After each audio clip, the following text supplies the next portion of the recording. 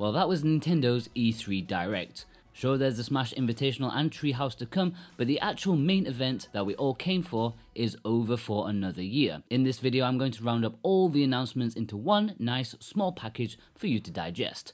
Let's get on with it. The E3 kicked off with a bit of a left field game, Daemon X Machina, a mech game with lots of explosions.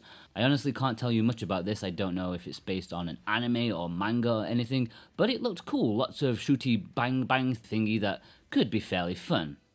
Next, we got a little more on Xenoblade Chronicles 2 DLC titled Torna the Golden Country, which will drop in September. Now, I must admit, it's all a little lost on me having only played the game for about 5 hours.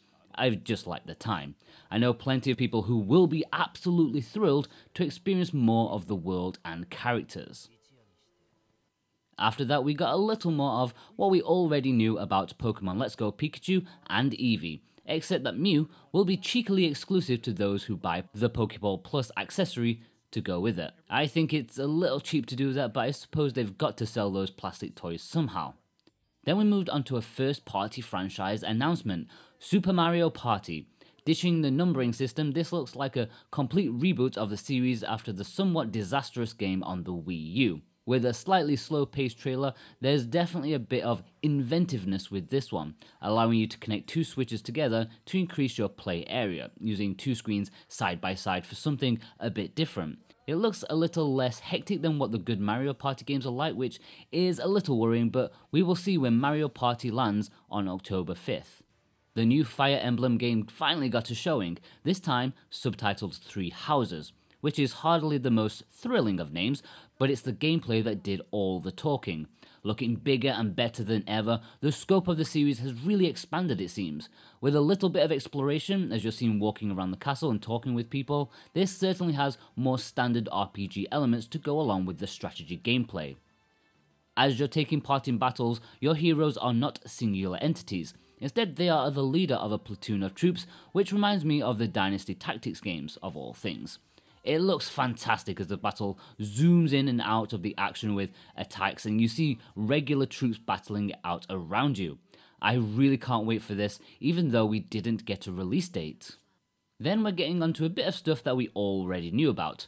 First, the fact that Fortnite, the smash hit online battle royale game, is available right now. There was then a sizzle reel involving a lot of indie stuff such as Overcooked 2, which is seemingly more of the same, but bigger. Available August 7th, Killer Queen Black, the supposedly phenomenally good arcade game, will arrive this year, and Hollow Knight, well, the wait is over for this highly hyped action platforming game, as it is also out now. We knew Octopath Traveler was coming. A new announcement is that a new demo will be available June 14th. Oh, and Dragon Ball FighterZ is definitely coming to the Switch. We sort of knew that, but it's nice to see this excellent fighter coming to the console. It's also worth noting that Dark Souls Remastered is still scheduled for this summer. There's still no solid release date though, which is a pity. Up to this point, the Direct was pretty tame. No Metroid, no Pikmin, no Retro Studios game. But then it came to the main event that brought it all back. Super Smash Bros., or as it's now being officially titled, Super Smash Bros. Ultimate. With Sakurai leading the presentation, we started with the roster, and boy did this pump me up no end. The Ice Climbers are back. The Pokemon Trainer is back.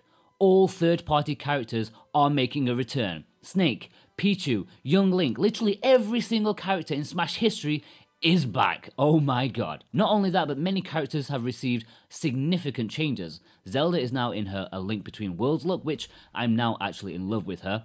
Link is inspired by his Breath of the Wild appearance. Game & Watch is far more designed with his traditional look in mind. Even the Mii fighters have been tweaked to allow for potential competitive online action.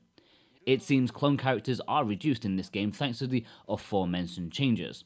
Lucina, Dark Pit, and now Peach's rival Daisy seem to be the only characters that Sakurai has deemed to be echo characters. Final smashes are now streamlined to be instantaneous for every fighter. No transformations or individual movesets, just straight up big massive attack for everyone. A fantastic decision in my opinion.